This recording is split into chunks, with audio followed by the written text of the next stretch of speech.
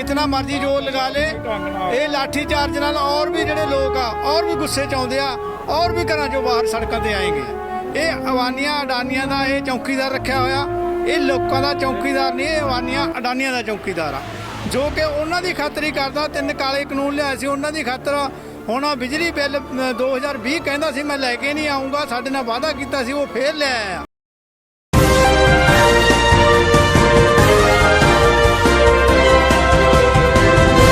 जंतर मंतर पर इस वक्त हम मौजूद हैं, जो कि तस्वीरें लगातार दिल्ली की आज सामने आ रही है कि जैसे ही किसान दिल्ली की तरफ रुख करने लगे तो लगातार फोर्स बढ़ा दी गई, बैरिकेडिंग डाल करके रोकने की कोशिश की। फिर भी ये किसान जो है, इनके हौसले को सलाम है, जो फिर भी जंतर मंतर पर मौजूद हैं। और कई किसान जो कि दिल्ली की तरफ आना चाह रहे हैं, सरकार द्वारा उन्हें हिरासत में लिया जा रहा है। किसान बात करने के लिए मौजूद हैं, जो आज अचानक से आप लोगों का एक ऐलान था कि छोटी सी पंचायत करना चाहते हैं दिल्ली आकर के।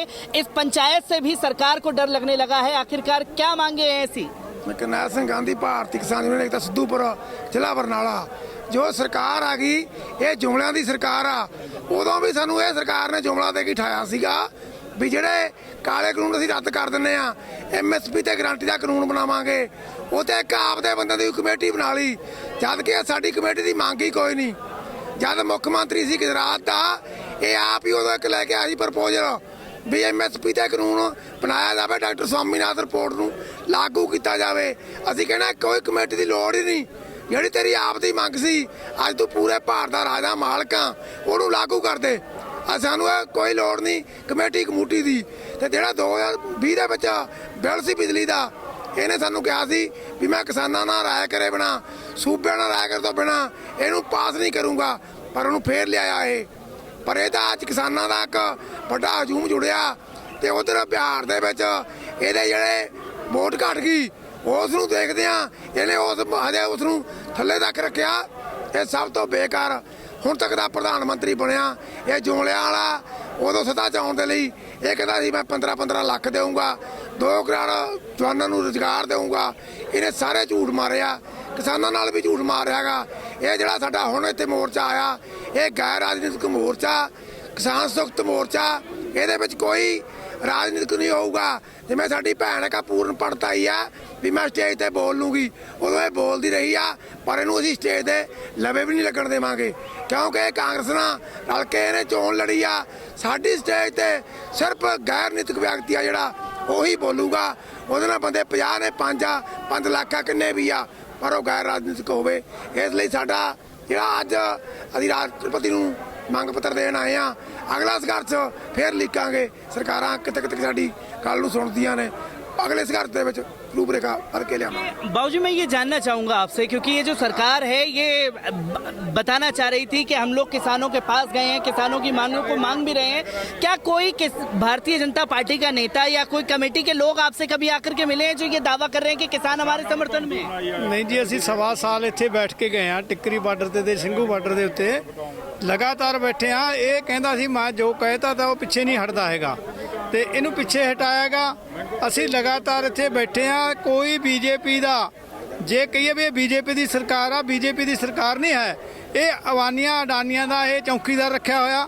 ਇਹ ਲੋਕਾਂ ਦਾ ਚੌਕੀਦਾਰ ਨਹੀਂ, ਇਹ ਅਵਾਨੀਆਂ ਅਡਾਨੀਆਂ ਦਾ ਚੌਕੀਦਾਰ ਆ ਜੋ ਕਿ ਉਹਨਾਂ ਦੀ ਖਾਤਰ ਹੀ ਕਰਦਾ। 3 ਕਾਲੇ ਕਾਨੂੰਨ ਲਿਆ ਸੀ ਉਹਨਾਂ ਦੀ ਖਾਤਰ। ਹੁਣ ਬਿਜਲੀ ਬਿੱਲ 2020 ਕਹਿੰਦਾ ਸੀ ਮੈਂ ਲੈ ਕੇ ਨਹੀਂ ਆਊਂਗਾ, ਸਾਡੇ ਨਾਲ ਵਾਅਦਾ ਕੀਤਾ ਸੀ, ਉਹ ਫੇਰ ਲੈ ਆਇਆ। ਇਹ ਥੁੱਕ ਕੇ ਚੱਟਣ ਵਾਲੀ ਗੱਲ ਆ। ਇਹ ਕੋਈ ਰਾਜਾ ਨਹੀਂ ਹੈ। ਲੋਕ ਸਮਝ ਚੁੱਕੇ ਨੇ ਇਹ ਵੋਟਾਂ ਨਾਲ ਜਿਹੜਾ ਇਹ ਰਾਜੇ ਨਹੀਂ ਬਦਲੇ ਜਾਂਦੇ। ਇਹ ਜਿਹੜਾ ਰਾਜ ਆ ਆਪਣੇ ਬਲ ਨਾਲ ਹੀ ਖੋਇਆ ਜਾਣਾਗਾ। ਸਾਨੂੰ ਪਤਾਗਾ ਵੀ ਅਸੀਂ ਇਹਨੂੰ ਚੈਲੰਜ ਕਰਨ ਆਏ ਆ ਵੀ ਜਿਹੜੇ ਤੇਰੇ ਵਾਅਦੇ ਕਰਕੇ ਮੁੱਕਰ ਦਾਂਗਾ ਵੀ ਅਸੀਂ ਤੈਨੂੰ ਮੁੱਕਰ ਨਹੀਂ ਦੇਣਾ ਹੈਗਾ। ਤੇ ਜੇਕਰ ਜਿਵੇਂ ਲਖੀਮਪੁਰ ਖੀਰੀ ਦੇ ਵਿੱਚ ਇਹਨਾਂ ਨੇ ਸਾਡੇ ਕਿਸਾਨ ਲੱਤੜੇ ਨੇ, ਇੱਥੇ ਵੀ 3 ਬੀਬੀਆਂ ਟਿੱਪਰ ਚੜਾ ਕੇ ਮਾਰੀਆਂ ਗਈਆਂ ਸੀ। ਅਸੀਂ ਉਦੋਂ ਵੀ ਠੀਕ ਆ ਵਿੱਚ ਕੁਛ ਲੋਕ ਹੁੰਦੇ ਆ ਜਿਹੜੇ ਸਰਕਾਰ ਖਰੀਦ ਲੈਂਦੀ ਆ, ਪਰ ਇਹ ਗੈਰ ਸਿਆਸੀ ਸੰਯੁਕਤ ਕਿਸਾਨ ਮੋਰਚਾ ਗਾ। ਇਹ ਵੋਟਾਂ ਵਾਲਿਆਂ ਦੇ ਨਾਲ ਨਹੀਂ ਜਾਊਗਾ। ਜਿਹੜੇ ਵੋਟਾਂ ਵਾਲੇ ਚਲੇ ਗਏ ਉਹ ਜਿਹੜਾ ਮੋਦੀ ਦੇ ਨਾਲ ਗੱਲਬਾਤ ਕਰਕੇ ਉਹ ਸਾਡੇ ਲੋਕਾਂ ਨਾਲ ਧੋਖਾ ਕਰਕੇ ਚਲੇ ਗਏ ਆ। ਪਰ ਹੁਣ ਅਸੀਂ ਧੋਖਾ ਨਹੀਂ ਹੋਣ ਦਿੰਦੇ। ਹੁਣ ਅਸੀਂ ਮੋਦੀ ਦੇ ਨਾਲ ਅਸੀਂ ਪੂਰੀ ਟੱਕਰ ਲਵਾਂਗੇ। ਅਸੀਂ ਮੰਗ ਕਰਦੇ ਹਾਂ, ਜਿਹੜੀ ਐਵੇਂ ਬੀਜੇਪੀ ਦੀ ਸਰਕਾਰ ਕਹਿੰਦੀ ਆ, ਸਾਨੂੰ ਪਤਾ ਵੀ ਅਬਾਨੀਆਂ ਡਾਨੀਆਂ ਦੀ ਸਰਕਾਰ ਆ। ਅਸੀਂ ਕਹਿੰਦੇ ਆ ਵੀ ਲੋਕਾਂ ਨੇ ਜਿਹੜਾ ਵਾਅਦਾ ਕੀਤਾਗਾ ਉਹ ਪੂਰਾ ਕੀਤਾ ਜਾਵੇ। ਜੇਕਰ ਨਹੀਂ ਵਾਅਦਾ ਕੀਤਾ ਪੂਰਾ ਕੀਤਾ ਜਾਊਗਾ ਤਾਂ ਇਦੋਂ ਜ਼ਿਆਦਾ ਦੁਨੀਆ ਨੂੰ ਇਕੱਠੀ ਕਰਕੇ ਇਹ ਮੋਦੀ ਦੇ गल पावांगे।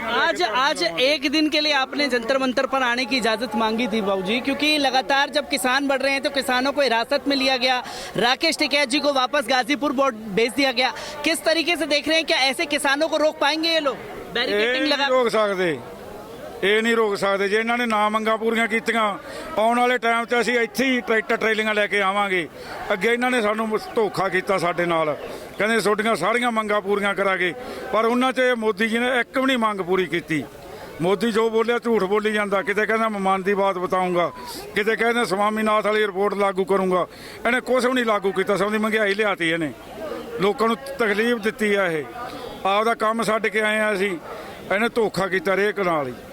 हर एक नाल धोखा है, क्योंकि ये मायूसी जो है, किसानों को जो मायूसी हाथ लगी है गवर्नमेंट से, मैं कहना चाहूँगा कि एक बार दिखाएं कि कितने मायूस हैं ये किसान जो आज पहुँचे। अगर आप लोगों की मांगे फिर से पूरी नहीं होती हैं या नहीं होता है तो आगे कदम क्या होगा आप लोगों का? ਧਰਨਾ ਹੀ ਲਾਵਾਂਗੇ, ऐसे सारे रोड बंद करांगे। सारे रोड जो है बंद करेंगे बाबूजी। अगर मांगे नहीं मानी जाती है तो अगला कदम क्या होगा आप लोगों का? ਉਹ ਆਪਣੇ ਜਿਹੜੇ ਸਾਡੇ ਆਗੂ ਆ ਉਹ ਹੁਣ ਇਸ ਤੋਂ ਬਾਅਦ ਦੇ ਵਿੱਚ ਐਲਾਨ ਕਰਨਗੇ। ਆਪਣਾ ਜੋ ਵੀ ਅੱਗੇ ਪ੍ਰੋਗਰਾਮ ਆ ਉਹ ਦਿੱਤਾ ਜਾਊਗਾ, ਕਿਉਂਕਿ ਇਹ ਇੰਨੇ ਨਾਲ ਲੋਟ ਨਹੀਂ ਆਉਣ ਵਾਲਾ। ਇਹ ਤਾਂ ਸਾਨੂੰ ਲੋਕਾਂ ਨੂੰ, ਪੰਜਾਬ ਕੀ ਸਾਰੇ ਦੇਸ਼ ਦੇ ਲੋਕਾਂ ਨੂੰ ਇਕੱਠੇ ਹੋ ਕੇ दिल्ली ਦੇ ਵਿੱਚ ਉਵੇਂ ਜਿਵੇਂ ट्रैक्टर ਨਾਲ आ के बढ़ना पू तंबू लावांगे। क्योंकि पंजाब से भी जो किसान आए हैं, तस्वीरें सामने आई हैं कि बठिंडा के आसपास जो है लाठीचार्ज किसानों के ऊपर किया गया है। अभी हो ना, आज तस्वीरें आ रही हैं कुछ ऐसी। कैसे देखते हैं इन चीज़ों को कि अगर किसान अपनी मांगे मांगना चाह रहा है तो ऐसे लाठीचार्ज किया जाएगा या बैरिकेडिंग लगा करके रोका जाएगा? नहीं, ये लोकतंत्र देश थोड़ो रह गया। ये लोकतंत्र देश नहीं है। जे कोई भी बंदा गा वो अपनी आवाज़ उठा सकता गा। ਇਹ ਫਿਰ ਸਾਡਾ ਇਹਦਾ ਵੋਟਾਂ ਦਾ ਰਾਜ ਕਾਹਦਾ ਰਹਿ ਗਿਆ ਬਈ, ਜਦੋਂ ਇਹ ਆਵਾਜ਼ ਵੀ ਨਹੀਂ ਸਾਡੀ ਨਿਕਲਣ ਦਿੰਦੇ। ਇਹਦਾ ਮਸਲਾ ਤਾਂ ਇਹ ਆ ਵੀ ਕੋਈ ਵੀ ਬੰਦਾ ਬੋਲੇ ਨਾ ਵੀ ਜਿਵੇਂ ਅਸੀਂ ਕਹਤਾ ਤਾਂ ਉਵੇਂ ਹੀ ਆ, ਵੀ ਅਸੀਂ ਐਸਾ ਨਹੀਂ ਹੋਣ ਦੇਵਾਂਗੇ। कितना मर्जी जोर लगा ले, ये लाठी चार्ज नाल और भी ਜਿਹੜੇ ਲੋਕ ਆ और भी गुस्से च आउंदे आ और भी घरां चों बाहर सड़कों ते आएंगे। किसानों से आखिरकार डर क्यों है? क्योंकि एक दिन के लिए जंतर मंतर पर मोहलत मांगी आप लोगों ने, ये बोल दिया गया कि हमने परमिशन नहीं दी गई। पूरी दिल्ली में धारा 144 लगा दी, बॉर्डरों पर जाकर के बैरिकेडिंग लगाई जा रही है, रोकने की कोशिश की जा रही है, लाठी चार्ज किया जा रहा है। कैसे देखते हैं, क्यों इतना किसानों से डर रही है ये सरकार? देखो, जब बाण लागे तभी रोस जागे, ये सरकार को मालूम नहीं है। बिल्कुल, सरकार चाहती है कि आप दोबारा आंदोलन करो। सरकार को उत्सुकता है कि ये किसान आंदोलन कर क्यों नहीं रहे भाई, ये बैठे क्यों हैं घर में, ये आए दोबारा से आंदोलन करें। सो इसीलिए सरकार ये सब कर रही है। हमें इन चीज़ों से कोई फ़र्क नहीं पड़ेगा। पंजाब ने पहले भी आंदोलन लड़े हैं, पंजाब ने पहले भी जेल भरन का आंदोलन लड़िया है। हमें ये सब आता है, हमारे लिए ये प्रॉब्लम कोई नहीं है। ये सरकार को सरकार की मर्जी है, हमारी मांगे हैं। ये मांगे हमारी कोई गैर संवैधानिक मांगे नहीं है।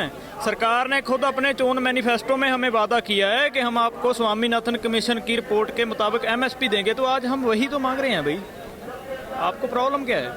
तो ये तो अभी जो लोग हैं, लोग आज के जो लोग हैं ये बहुत समझदार हैं, ये समझते हैं बात को कि कौन सही है कौन गलत है। सरकार ये जो आज की सरकार है ना, ये जो बीजेपी की सरकार है, ये सरकार चाहती क्या है? ये कॉरपोरेट के एजेंडे पे चलती है। इनकी सोच है कि अगर किसान को स्वामीनाथन कमीशन की रिपोर्ट के मुताबिक MSP मिल गई तो किसान है जो उसकी दशा सुधर जाएगी। लेकिन इनकी सोच दशा सुधारने की नहीं है। ये चाहते क्या हैं कि आज किसान कर्ज में डूब चुका है। अगर और 5 साल 10 तो साल बहुत बड़ी बात है, अगर 5-6 साल और निकल गए तो किसान अपनी ज़मीन बेचने के लिए मजबूर हो जाएगा। अगर किसान ने अपनी ज़मीन बेच दी तो किसान क्या हुआ? किसान मजदूर हो गया।